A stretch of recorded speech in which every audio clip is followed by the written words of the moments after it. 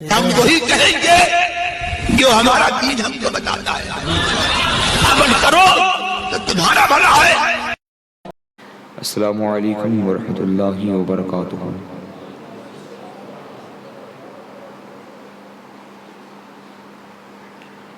نحمده ونصلي ونسلم على رسوله الكريم.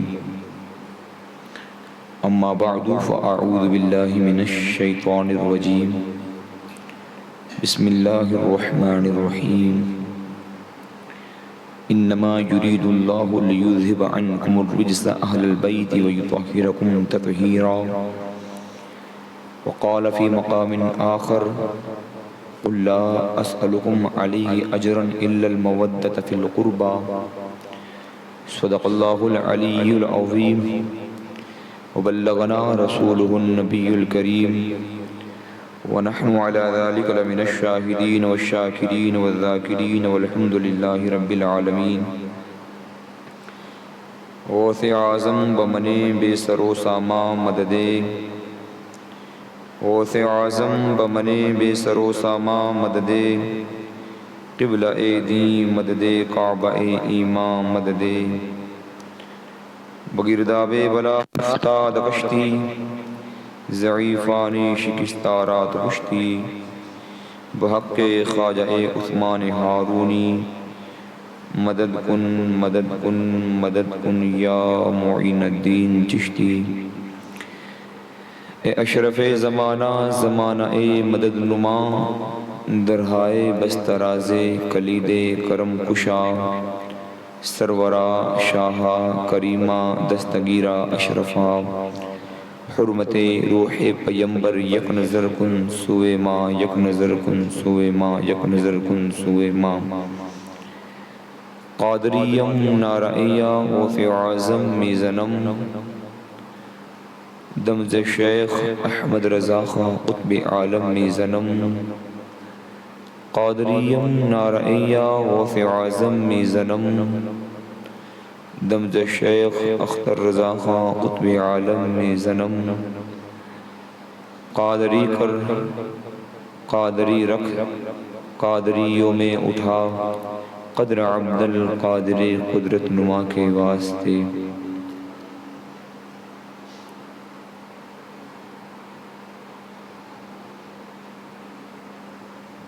امام اہل سنت کے بھائی علامہ استاذ زمن فرماتے ہیں کس زبان سے ہو بیان مدح شان اہل بیت. مدح گوئے مصطفیٰ ہے مدح خان اہل بیت. ان کی پاکی کا خدائے پاک کرتا ہے بیان. ان کی پاکی کا خدائے پاک کرتا ہے بیان. آیا تطہیر سے ظاہر ہے شان اہل بیت.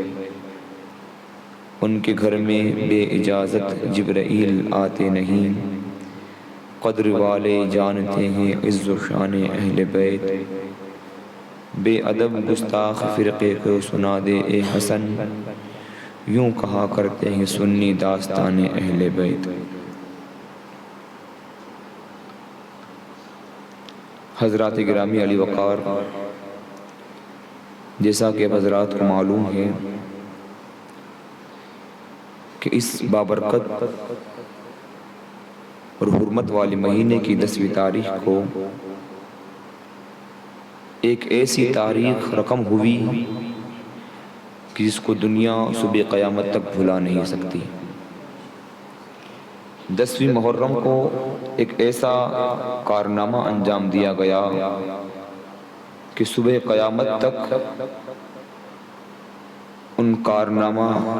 اس کارنامے کو انجام دینے والوں کو فراموش نہیں کیا جا سکتا.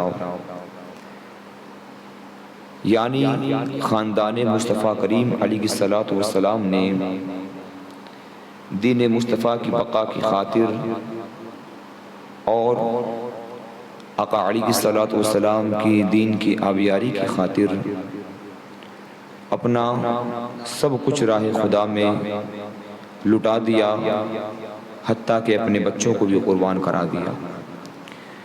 یہ خاندان کیسا خاندان ہے؟ یہ میرے آقا علیہ الصلوۃ والسلام کے رگوں کا خون ہے۔ مصطفیٰ کریم علیہ الصلوۃ والسلام نے جن بچوں کو بڑے پیار اور محبت سے پالا، اور جن بچوں سے میرے آقا علیہ الصلوۃ والسلام نے بے حد محبتوں کا اظہار فرمایا اور انہیں اس بات کے لیے تیار کرایا کہ ایک وقت آنے پر تمہیں دین کی خاطر قربانیاں دینی ہوگی، مصطفیٰ کریم علیہ الصلوۃ والسلام نے خود ان کے سامنے ایسے ایسے کارنامے انجام دیے جس کو دیکھنے کے بعد میں ان کے دلوں کے اندر دین کی تڑپ اور دین کی للک پیدا ہوئی۔ اللہ رب العزت نے اس خانوادے کو یہ خصوصیت عطا فرمائی ہے کہ اس خاندان کو اللہ رب العزت نے تمام خاندانوں پر فضیلت اور افضلیت عطا فرمائی ہے۔ جس طرح آقا دو جہاں صلی اللہ تعالی علیہ وسلم کو تمام انبیاء کرام کے اندر فضیلت اور مرتبہ عطا فرمایا، اسی اعتبار سے خاندان کے اعتبار سے جتنے خاندان، جتنے قبیلے اور جتنے نسب اس دنیا میں آئے، ان تمام قبیلوں کے اندر، ان تمام خاندانوں کے اندر اگر سب سے افضل ترین خاندان کوئی ہے تو مصطفیٰ کریم کا خاندان۔ پوری دنیا کے اندر مصطفیٰ کریم علیہ الصلوۃ والسلام کے خانوادہ یہ سب سے افضل ترین گھرانہ ہے، جس کے بارے میں اللہ رب العزت قرآن مقدس میں ارشاد فرماتا ہے انما یرید اللہ لیذہب عنکم الرجس اہل البیت ویطہرکم تطہیرا، کہ اللہ رب العزت تو یہی چاہتا ہے کہ اہل بیت اطہار سے ہر ناپسندیدہ چیز کو نکال دے، اہل بیت اطہار سے ہر ناپسندیدہ چیز کو نکال دیں۔ رجس کا معنی بہت سارے مفسرین کرام نے الگ الگ طور پر اس کے معنی بیان فرمائے۔ کسی نے کہا وہ رجس مراد ہے جو گناہ کی آلودگی ہوتی ہے، اگر اس اعتبار سے ترجمہ کریں تو اللہ رب العزت نے اہل بیت اطہار کو گناہوں سے پاک رکھا۔ کسی نے کہا کہ وہ برائی مراد ہے جو عام انسانوں کی نظر میں ہوا کرتی ہے، تو اس اعتبار سے ترجمہ کریں تو اللہ رب العزت نے اپنے محبوب کے خانوادوں سے ہر ناپسندیدہ چیز کو ختم فرما دیا۔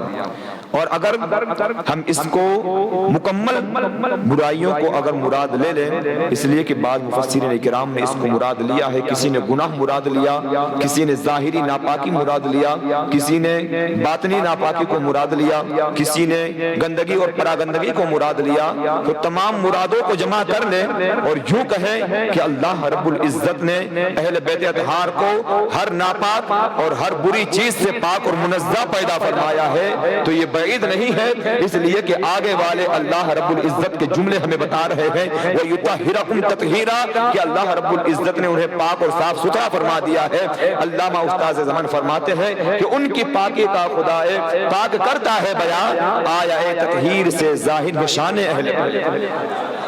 اللہ رب العزت نے نبی پاک صاحب الاولاد کے خانوادے سے ہر چیز جو انسان کی نظر میں بری مانی جاتی ہے، اب وہ کسی بھی اعتبار کی برائی ہو، چاہے ظاہری برائی ہو، باطنی برائی ہو، گناہوں کی برائی ہو، اللہ رب العزت نے نبی پاک صاحب الاولاد کے صدقے میں ان برائیوں کو ختم کر کے ان کے اندر سے نکال دیا اور ان کو تمام خاندانوں پر اور تمام قبیلوں پر فضیلت اور عظمت عطا فرمائی۔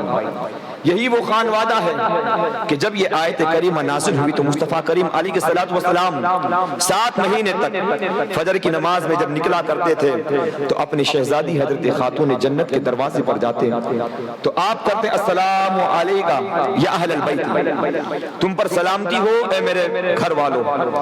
تو اب اس آیت کریمہ کے اندر بہت سارے مفسرین کے الگ الگ اقوال آپ کو ملیں گے کہ اہل بیت اطہار سے مراد کون شخصیات ہیں۔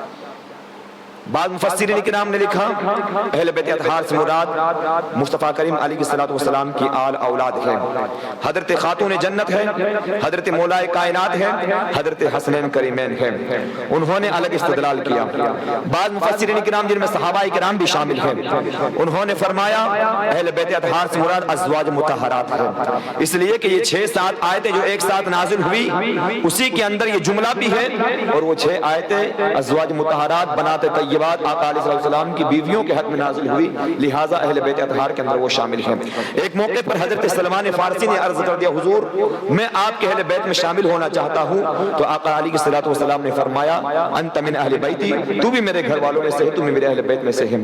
اسی طرح ایک مرتبہ آقا علیہ السلام نے اپنے دونوں شہزادوں کو اور حضرت خاتون جنت کو، حضرت مولا کائنات کو اپنے چادر مبارک میں لیا، اور حضرت ام سلمہ رضی اللہ تعالی عنہا نے بھی اندر داخل ہونا چاہا۔ مصطفیٰ کریم علیہ السلام فرما رہے تھے یہ میرے گھر والے ہیں، انہوں نے بھی داخل ہونا چاہا تو مصطفیٰ کریم نے منع فرما دیا، مگر ایک روایت یہ ملتی ہے کہ ایک صحابی رسول نے اجازت چاہی، جو دوسری روایت ہے تو میرے آقا نے فرمایا انت من اہل بیتی، تو بھی میرے گھر والوں میں سے ہے۔ تو پتہ چلا یہ مختلف اقوال صحابہ کرام کے ہیں، مگر اس بات پر اجماع ہے کہ اہل بیت اطہار کے اندر یہ ضرور شامل ہے حضرت مولا کائنات، حضرت خاتون جنت اور حضرت حسنین کریمین۔ تو اب اس آیت کریمہ سے ہمیں ذہن ملا کہ اللہ رب العزت نے ان کو ایسا مرتبہ عطا فرمایا، ایسی افضلیت عطا فرمائی ہے کہ دوسروں کو ایسا مقام اور مرتبہ نہیں ملا ہے، بلکہ میرے مصطفیٰ کریم علیہ السلام نے اپنے دونوں شہزادوں کے بارے میں فرمایا ہذان ابنایا، یہ دونوں میرے بیٹے ہیں، یعنی حضرت حسنین کریمین کے بارے میں فرمایا۔ اور آپ دیکھیں ایک مرتبہ ایسا ہوا عیسائیوں نے مصطفیٰ کریم علیہ السلام کی بارگاہ میں حاضر ہو کر یہ دعویٰ کیا کہ عیسیٰ اللہ رب العزت کے بیٹے ہیں، عیسیٰ علیہ السلام۔ مصطفیٰ کریم علیہ السلام سے پوچھا کہ آپ کیا کہتے ہیں؟ تو میرے آقا نے فرمایا وہ اللہ کے بندے ہیں، بیٹے نہیں ہیں۔ اس پر انہوں نے بہت ساری دلیلیں پیش کری اور حجت بازی شروع کر دی۔ مصطفیٰ کریم علیہ السلام سے کہا کیا ذرا بتائیں کیا بغیر باپ کا بھی کوئی بیٹا ہوا کرتا ہے؟ تو میرے آقا علیہ السلام نے فرمایا اللہ رب العزت نے حضرت عیسیٰ علیہ السلام کو بغیر باپ کے پیدا فرمایا، تمہیں اس بات نے تعجب میں ڈال دیا حضرت آدم علیہ السلام کو بغیر باپ کے بھی پیدا فرمایا، بغیر ماں کے بھی پیدا فرمایا۔ تو اس پر وہ حق کے بکے رہ گئے، لیکن اس کے باوجود بھی ان کی گفتگو جاری تھی اور مصطفیٰ کریم علیہ السلام سے بحث کر رہے تھے۔ تو میرے آقا علیہ السلام نے جب ساری دلیلیں پیش کر دی اور وہ ماننے کے لیے تیار نہیں تھے تو اللہ رب العزت نے قرآن پاک کے اندر حکم نازل فرمایا ومن حاجاک، کہ محبوب جو آپ سے جھگڑ رہے ہیں تو انہیں کہو کہ تم بھی اپنے بچوں کو لے کر آؤ، ہم بھی اپنے بچوں کو لے کر آتے ہیں، تم بھی اپنی عورتوں کو لے کر آؤ، ہم بھی اپنی عورتوں کو لے کر آتے ہیں، تم بھی اپنے بیٹوں کو لے کر آؤ، ہم بھی اپنے بیٹوں کو لے کر آتے ہیں، اور ایک میدان کے اندر آؤ، تم بھی دعا کرو، ہم بھی دعا کرتے ہیں، جو سچا ہوگا وہ بچ جائے گا اور جو باطل ہوگا اس کو اللہ رب العزت کا عذاب پہنچ جائے گا۔ یہ میرے آقا علیہ السلام نے اس نظران کے نصرانیوں کو عیسائیوں کو کہا تو انہوں نے کہا میں ایک دن کا موقع دے دو، ہم اس بات میں غور و فکر کریں گے۔ اب انہوں نے جا کر اپنے سب سے بڑے عالم دین جس کا نام عبد المسیح تھا اس سے جا کر کہا کہ محمد عربی صلی اللہ علیہ وسلم نے ہمیں ایسی بات کہی ہے، تو انہوں نے کہا تم کیا چاہتے ہو؟ کہا ہم مباہلہ قبول کرنا چاہتے ہیں۔ اللہ اکبر کبیرہ۔ ادھر مصطفیٰ کریم علیہ السلام اپنے دونوں شہزادوں کو لے کر ایک میدان کے اندر آتے ہیں، ایک ہاتھ کے اندر مصطفیٰ کریم علیہ السلام کے امام علی مقام امام حسن مجتبی کا ہاتھ ہے، دوسرے ہاتھ میں میرے مصطفیٰ کریم علیہ السلام کے ہاتھ میں امام علی مقام امام حسین رضی اللہ تعالیٰ عنہ آپ کی گود میں ہے۔ آپ کے پیچھے کون ہے؟ حضرت مولا کائنات ہے، ان کے پیچھے کون ہے؟ حضرت خاتون جنت ہے۔ یہ 5 افراد کا یہ قافلہ میدان کے اندر اتر آتا ہے۔ آپ غور کریں اللہ رب العزت نے ارشاد فرمایا تھا کہ تم اپنے بچوں کو لے کر آؤ، ہم بھی اپنے بچوں کو لے کر آئیں گے، تم اپنی عورتوں کو لے کر آؤ، ہم بھی اپنی عورتوں کو لے کر آئیں گے اور کھلے میدان میں دعا کریں گے۔ اب آپ سوچیں اگر کائنات کے اندر مصطفیٰ کریم علیہ السلام نے اگر ان سے افضل کسی کو سمجھا ہوتا تو کسی اور کو بھی لے کر آتے، مگر مصطفیٰ کریم علیہ السلام اپنے ساتھ حضرت خاتون جنت کو لا رہے ہیں اور زمانے کو پیغام دے رہے ہیں جتنی عورتیں ہیں ان تمام عورتوں کی سردار کا نام حضرت خاتون جنت ہے۔ ایک ہاتھ میں حضرت حسنین کریم امام علی مقام امام حسن کا ہاتھ ہے، گود کے اندر امام حسین رضی اللہ عنہ ہے، پیچھے حضرت مولا کائنات ہے، اور میں مصطفیٰ کریم علیہ السلام آ جاتے ہیں۔ عبد مسیح نے دیکھا کہ مصطفیٰ کریم علیہ السلام میدان کے اندر آ چکے ہیں، میرے آقا ان سے ارشاد فرما رہے ہیں جب میں دعا کروں تو تم آمین کہنا، جب میں دعا کروں تو تم آمین کہنا۔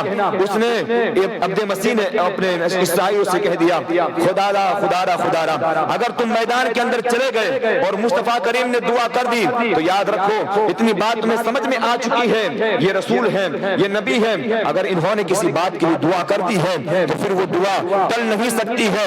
انی لارا وجوہا، میں ایسے چہرے دیکھ رہا ہوں اور اتنے حسن و جمال کے پیکر میں دیکھ رہا ہوں، ان چہروں کو دیکھنے کے بعد میں مجھے ایسا معلوم ہوتا ہے اگر یہ دعا کریں گے اس بات کے لیے کہ مولا اس جگہ سے پہاڑ کو ہٹا دے تو اللہ رب العزت ضرور اس پہاڑ کو ہٹا دے گا، لیکن میں تم سے کہوں گا کہ تم ہرگز ان سے مباہلہ مت کرنا، ہرگز ان کے مقابل میں مت اترنا۔ بالآخر کیا ہوا، وہ آئے اور انہوں نے آنے کے بعد مباہلہ کینسل کر دیا۔ مباہلہ جو تھا کہ آپ بھی دعا کرنا ہم بھی دعا کریں گے، جو سچا ہوگا وہ بچ جائے گا اور جو باطل ہوگا اس پر اللہ کا عذاب نازل ہو جائے گا، انہوں نے آ کر منع کر دیا کہ ہم آپ سے مباہلہ نہیں کر سکتے ہیں۔ اللہ اکبر کبیرہ۔ پھر میرے آقا علیہ الصلوۃ والسلام نے ارشاد فرمایا کہ بے شک میں دیکھ رہا تھا کہ نجران کے عیسائیوں پر اللہ کا عذاب بہت زیادہ قریب آ چکا تھا، اگر یہ میدان کے اندر آتے اور میرے خانوادے والے آمین کہہ دیتے تو پھر ان پر ایسا عذاب نازل ہوتا کہ ان کی شکلوں کو بندروں اور سوروں کی طرح بنا دیا جاتا اور ایک سال کے اندر اندر پوری دنیا سے عیسائیت ختم ہو جاتی۔ یہ خاندان کس کا ہے؟ مصطفیٰ کریم علیہ الصلوۃ والسلام کا خاندان۔ اللہ رب العزت نے کیسا مقام عطا فرمایا، اور یہی تک ہی نہیں، اللہ نے ایسا مقام عطا فرمایا کہ ایک مرتبہ حضرت حسنین کریمین کی طبیعت علیل ہوئی، صحابہ کرام حاضر ہوئے عیادت کے لیے، حضرت مولا کائنات کی بارگاہ میں آئے۔ آنے کے بعد میں کہا آپ ایسا کریں، آپ 3 دن کے روزے کی منت مانیں کہ اللہ رب العزت آپ کو اس روزے کی برکت سے ان بچوں کو شفا عطا فرمائے۔ یہ منت ہوا کرتی ہے، منت شرعی۔ یہ نہیں ہے کہ تعزیے کے سامنے جا کر منتیں مانے اور اپنے کالے دھاگوں کو یا لال دھاگوں کو باندھ کر اپنے بچوں کو ان کے نیچے سے نکالیں اور وہاں پر جا کر منت مانے۔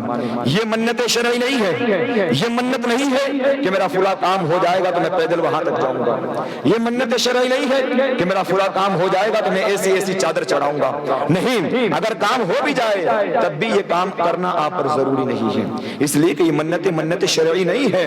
لہٰذا منت بھی ایسی مانے جس کا تعلق اللہ رب العزت کی عبادت سے ہو، جس کا تعلق اللہ رب العزت کو راضی کرنے سے ہو، اور ایسی منتیں ماننے سے بچیں جو آج کل کے ہماری خاص طور پر عورتوں کے اندر شامل ہو چکی ہے، اور خاص طور پر ان ایام کے اندر جو تعزیہ بنایا جاتا ہے جس کو ہم اور آپ محرم کرتے ہیں اپنی زبان کے اندر، وہاں جا کر ان کے سامنے منتیں مانی جاتی ہے اور کہا جاتا ہے کہ اگر یہ میرا کام ہو جائے گا اگلے سال میں تعزیہ بناؤں گا یا پھر سونے کا یہ پیش کروں گا، چاندی کا یہ پیش کروں گا۔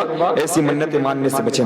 اگر منتیں ماننی ہے اور اہل بیت اطہار کی محبت دلوں کے اندر ہے تو پھر ایسی منتیں مانیں جو اہل بیت اطہار نے مانی ہے۔ 3 دن کی منت آپ نے مانی کہ اگر میرے بچوں کو شفا مل گئی تو میں 3 دن روزے رکھوں گا۔ یہی منت حضرت خاتون نے جنت نے مان لی اور یہی منت آپ کی کنیزہ حضرت فضہ نے مانی۔ 3 دن کے بعد کیا ہوا، ان دونوں بچوں کو شفا یابی حاصل ہو گئی، حضرت حسنین کریمین تندرست ہو گئے، صحیح ہو گئے۔ اب دیکھیں کیسا خاندان ہے، اللہ اکبر کبیرہ۔ 3 دن کے بعد میں جب روزے رکھنے کی باری آئی تو اب روزہ رکھا تینوں افراد نے، مگر افطاری کرنے کے لیے گھر میں کچھ بھی نہیں ہے کہ جس سے افطاری کر لی جائے۔ اللہ اکبر کبیرہ۔ حضرت خاتون جنت نے بھی روزہ رکھا، حضرت فضہ نے بھی روزہ رکھا، حضرت مولا کائنات نے بھی روزہ رکھا۔ اب کیا ہوتا ہے، حضرت مولا کائنات جاتے ہیں، گلی کے کنارے جو یہودی تھا اس سے تھوڑا سا جو لیا اور لانے کے بعد میں گھر لائے، حضرت خاتون جنت سے یا کسی سے پسوایا اور پسوانے کے بعد میں اس کے 3 حصے کیے۔ ایک حصے کی روٹیاں پکائی گئی اور افطار کے لیے تیاری ہوئی، دسترخوان بچھایا گیا اور عین افطاری کا وقت تھا کہ دروازے پر کسی نے دستک دی اور حاضر ہو کر کہا کہ میں مسکین ہوں اور میں بھوکا ہوں، مجھے اللہ رب العزت کی رضا کی خاطر کچھ کھانے کو ہو تو دے دو۔ اللہ اکبر کبیرہ۔ حضرت مولا کائنات نے جتنی روٹیاں بنی تھی ساری روٹیاں ان کو بارگاہ میں پیش کر دی، کچھ بھی نہیں رکھا۔ وہ ادھار لے کر آئے تھے، اپنے پیسوں کا نہیں تھا، ادھار لے کر آئے، سب کچھ پیش کر دیا، پانی پیا، روزہ افطاری کرنی۔ دوسرے دن پھر روزہ رکھا بھوکے۔ جب افطاری کا وقت آیا تو 3 حصے کیے تھے جو کہ ایک حصہ آج پھر روٹیاں بنائی اور بنانے کے بعد میں جیسے ہی دسترخوان پر بیٹھے افطاری کا وقت قریب ہوا، دروازے پر آ کر کسی نے دستک دی اور آ کر کہا کہ میں یتیم ہوں، بھوکا ہوں، مجھے اللہ کی رضا کی خاطر کچھ کھانے کو ہو تو دے دو۔ اللہ اکبر کبیرہ۔ کیسے ہے یہ محمد کے گھرانے والے، ساری روٹیاں اٹھائی اور اس یتیم کو دے دی. دینے کے بعد میں پانی سے افطار کر لیا. پھر تیسرا دن روزہ رکھنا تھا اس لیے کہ 3 دن کی منت مانی تھی. پھر روزہ رکھا. روزہ رکھنے کے بعد میں پھر جو ایک آخری حصہ جو کا بچا ان تمام حصوں کی روٹیاں پکا لی. پھر وہی انداز افطار کے وقت میں سب لوگ بیٹھے اور افطاری کرنے کی تیاری تھی. اتنے میں آ کر کسی نے دستک دی. دستک کیا دی کہ میں اسیر ہوں, میں قیدی ہوں, بھوکا ہوں, لہٰذا اللہ کی رضا کی خاطر اگر کچھ کھانے کو ہو تو دے دو کہ میں اپنا پیٹ بھر لوں. مصطفیٰ کریم کے خانوادوں نے جو کچھ تھا سب کچھ اٹھا کر دے دیا. پانی سے افطار کر خود بھوکے رہ کر اوروں کو کھلانے والے ایسے ہوتے ہیں محمد کے گھر آنے والے. یہ مصطفیٰ کریم کے خانوادوں کی شان ہے. وَيُطْعِمُونَ الطَّعَامَ عَلَىٰ حُبِّهِ مِسْكِينًا وَيَتِيمًا وَأَسِيرًا.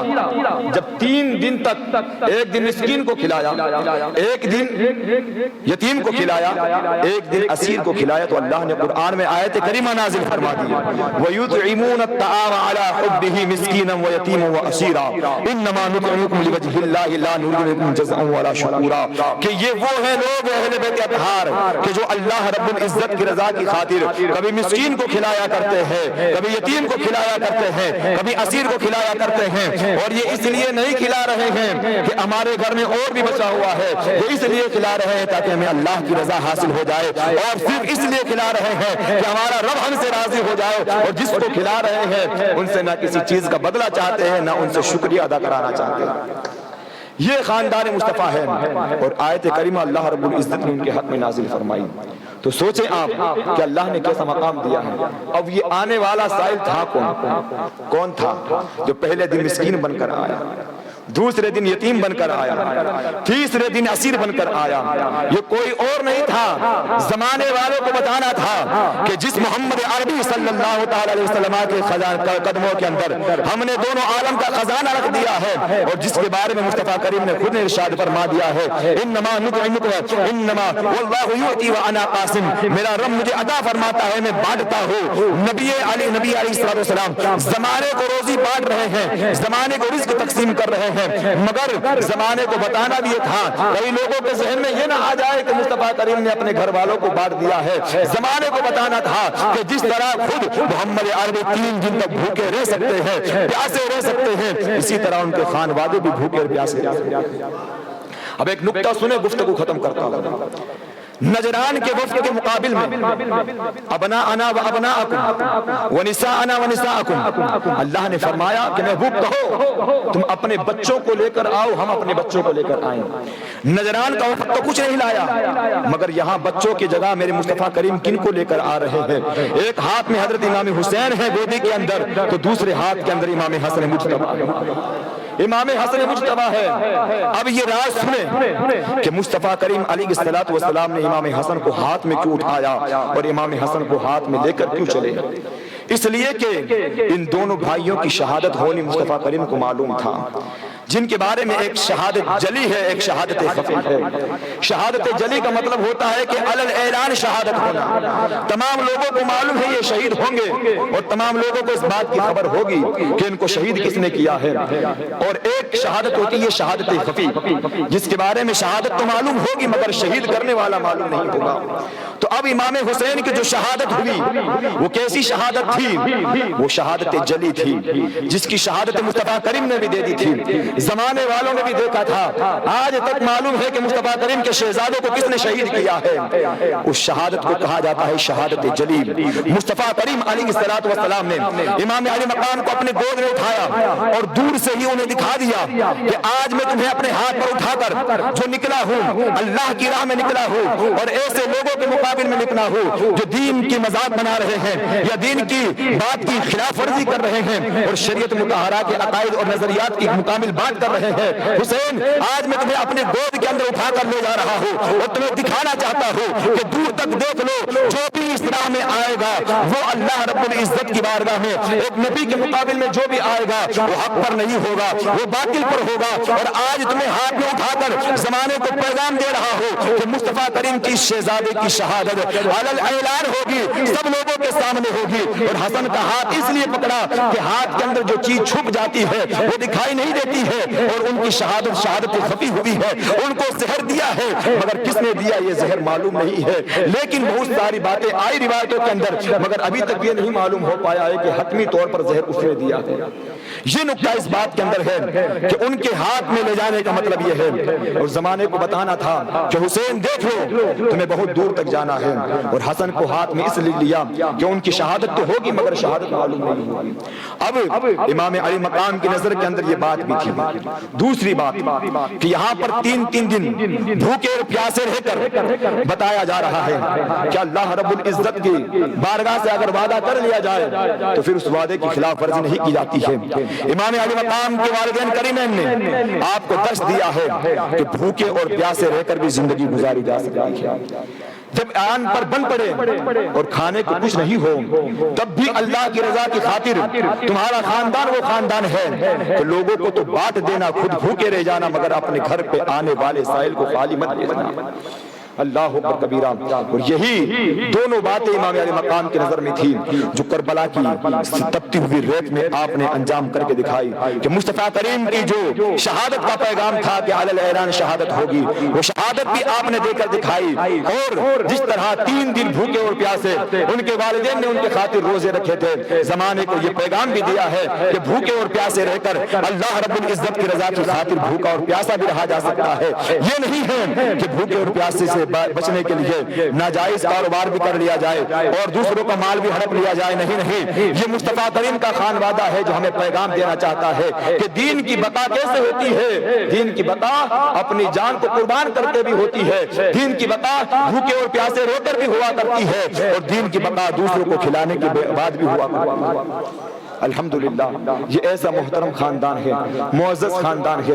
ان خاندانوں سے محبت کرو اور دعا کیا کرو اہل بیت دے آل محمد کے لیے، کر شہید عشق حمزہ پیشوا کے واسطے۔ مصطفیٰ کریم کے خانوادے کے بارے میں اعلیٰ حضرت فرماتے واہ کیا بات رضا، کیا بات رضا، واہ کیا بات رضا، اس چمنستان کرم کی زہرا ہے کلی جس میں حسین اور حسن پھول، تیری نسل پاک میں ہے بچہ بچہ نور کا، تو ہے عین نور تیرا سب گھرانہ نور کا۔ اللہ اکبر کبیرہ۔ ایک آخری روایت پیش کروں پھر گفتگو ختم کرتا ہوں۔ مصطفیٰ کریم علیہ السلام نے جاتے جاتے جو آخری آپ کے مرحلات گزر رہے تھے، زمانے کو پیغام دیا انی تارک فیکم الثقلین اولہما کتاب اللہ فیہ الہدی والنور واہل بیتی اذکرکم اللہ فی اہل بیتی اذکرکم اللہ فی اہل بیتی اذکرکم اللہ فی اہل بیتی۔ مصطفیٰ کریم نے خطبہ دیا تمام صحابہ کرام کے درمیان، اب میرا جانے کا وقت قریب ہے، 2 بھاری بھرکم چیزیں، ثقلین معنی ہوتا ہے بھاری بھرکم چیزیں، 2 بھاری بھرکم چیزیں تمہارے درمیان چھوڑ کر جا رہا ہوں، اگر دونوں چیزوں کو پکڑ کر چلو گے تو دنیا بھی کامیاب ہے آخرت بھی کامیاب ہے۔ وہ 2 چیزیں کیا ہیں؟ اولہما کتاب اللہ، پہلی چیز ہے اللہ کی کتاب قرآن مقدس، اس میں کیا ہے؟ فیہ الہدی والنور، اس میں ہدایت بھی ہے نور بھی ہے، اس کو مضبوطی سے تھام لو۔ اور دوسری کیا چیز ہے؟ وہ اہل بیتی، میرے اہل بیت اطہار ہیں۔ اب دیکھو قرآن پاک کے بارے میں میرے آقا نے فرمایا کہ میں تمہارے درمیان چھوڑ کر جا رہا ہوں، بس اتنا، لیکن اہل بیت اطہار کی بات آئی تو میرے آقا نے 3 بار فرمایا اذکرکم اللہ فی اہل بیتی اذکرکم اللہ فی اہل بیتی اذکرکم اللہ فی اہل بیتی۔ لوگوں خبردار رہنا، میں تمہیں ہوشیار کر رہا ہوں میرے اہل بیت اطہار کے بارے میں، میرے اہل بیت اطہار سے محبت کرنا، انہیں بھول مت جانا، ان سے عداوت اور نفرت مت رکھنا، اس لیے کہ مصطفیٰ کریم نے فرما دیا ہے کہ اگر کوئی اہل بیت اطہار سے بغض اور دشمنی رکھنے والا خانہ کعبہ اور حتیم ابراہیم کے درمیان میں بھی اگر وہ مر جائے تو پھر وہ جنت میں نہیں جائے گا، وہ جہنم میں جائے گا۔ اللہ اکبر کبیرہ۔ جی مصطفیٰ کریم کے خانوادوں سے محبت مضبوط رکھو، ان کی رگوں کے اندر مصطفیٰ کریم کا خون ہے، اس خون کی تعظیم اور تکریم کرو۔ اللہ رب العزت ہمیں اور آپ کو خانوادہ مصطفیٰ کی تعظیم اور تکریم کرنے کی توفیق و رفیق عطا فرمائے اور ان کے نقش قدم پر چلنے کی توفیق و رفیق عطا فرمائے۔ پچھلے جمعہ آپ نے بہت ساری باتیں سنی تھی جو شرعاً ناجائز و حرام ہیں، اس بار بہت سارے سوالات ہیں، مگر آپ کو بتا دینا چاہتا ہوں جو چیزیں شریعت مطہرہ کے اندر نہیں ہیں آپ اس کی طرف نہیں جانا ہے، مروجہ تعزیہ داری جس کو محرم کہا جاتا ہے، پھریاں لگائی جاتی ہیں، لائٹیں لگائی جاتی ہیں، منتیں مانی جاتی ہیں، بچوں کو نیچے سے نکالا جاتا ہے، وہاں لٹالا جاتا ہے، مولی ڈالی جاتی ہے اور عورتیں جا کر تماشا دیکھتی ہیں، مرد بھی جمع ہوتے ہیں، یہ ساری باتیں شرعاً ناجائز و حرام ہیں۔ یہ اہل بیت اطہار سے محبت کا کام نہیں ہے۔ محبت اگر کرنی ہے تو پھر ایسے محبت نہیں ملتی ہے، ان کی شان سنیں گے تب محبت دل میں بیٹھے گی۔ الحمدللہ اس چیز کا انتظام بھی کیا گیا ہے۔ 2 دن سے یہاں پر اور چند دن سے ایک مینارہ مسجد کے اندر اہل بیت اطہار اور دیگر صحابہ کرام کے متعلق گفتگو ہو رہی ہے، مختصر گفتگو ہوتی ہے بعد نماز عشاء۔ آپ حضرات سے گزارش ہے جو یہاں آس پاس کے علاقے میں رہتے ہیں، عشاء کی نماز کے بعد چند دنوں تک یہاں پر شرکت کریں، یعنی عاشورہ کے دن تک رات میں مختصر سا بیان ہوتا ہے، ان کے بارے میں بتایا جاتا ہے کہ انہوں نے کس طرح قربانیاں پیش کی ہیں، ان کی تعظیم اور تکریم کیسی کرنی چاہیے، ان کا مقام و مرتبہ کیا ہے۔ اور اگر کوئی اس علاقے میں رہتا ہے ایک مینارہ مسجد کے قریب تو آپ وہاں بھی شرکت کریں، وہاں بھی پروگرام ہوتا ہے۔ جب ان کی حیات آپ کے سینوں کے اندر آئے گی اور ان کی تعلیمات آپ کے دلوں کے اندر آئے گی تو محبت کر کے دکھائیں گے۔ جب ان کی تعلیمات ہی نہیں ہیں تو کبھی کالے کپڑے پہن کر محبت کا اظہار کریں گے، کبھی ہرے کپڑے پہن کر محبت کا اظہار کریں گے، کبھی کڑے باندھ کر محبت کا اظہار کریں گے، تو کبھی تعزیوں کے طواف کر کے محبتوں کا اظہار کریں گے، کبھی تعزیہ نکالنے والوں کو شبیل کا اہتمام کر کے محبتوں کا اظہار کریں گے۔ یہ چیزیں غلط ہیں۔ شبیل آپ کریں، بچوں کو پلائیں، گھر والوں کو پلائیں، سب کو پلائیں، مگر جو تعزیہ نکال رہے ہیں ان کے لیے اہتمام نہ کریں، اس لیے کہ وہ خلاف شرع کام کر رہے ہیں۔ اور قرآن کے وَلَا تَعَاوَنُوا عَلَى الْإِثْمِ، جو گناہ کر رہا ہے گناہ پر مددگار مت بنو۔ اس لیے اللہ رب العزت کی بارگاہ میں دعا ہے اللہ رب العزت ہمیں اس محرم الحرام کی صحیح تعظیم کرنے کی توفیق و رفیق عطا فرمائے، خیرات، صدقات، عطیات اور روزے رکھنے کی توفیق عطا فرمائے، غربا، فقراء، مساکین میں ان کی مدد کرنے کی توفیق عطا فرمائے، روزے رکھنے کی توفیق عطا فرمائے، زیادہ سے زیادہ سبیل اور کھچڑا جو بھی ہو، تبرکات جتنی جس کی جیسی شان ہو، جس کو اللہ نے جیسا مرتبہ دیا ہو، جس کو اللہ نے جس لائق بنایا ہو، اس اعتبار سے وہ خیرات کریں، صدقات کریں۔ اللہ رب العزت تمام کی خیرات صدقات کو قبول و مقبول فرمائے اور ہمارے دلوں کے اندر سچی پکی الفت اہل بیت اطہار عطا فرمائے۔ وآخر دعوانا الحمدللہ رب العالمین۔ السلام علیکم ورحمۃ اللہ وبرکاتہ۔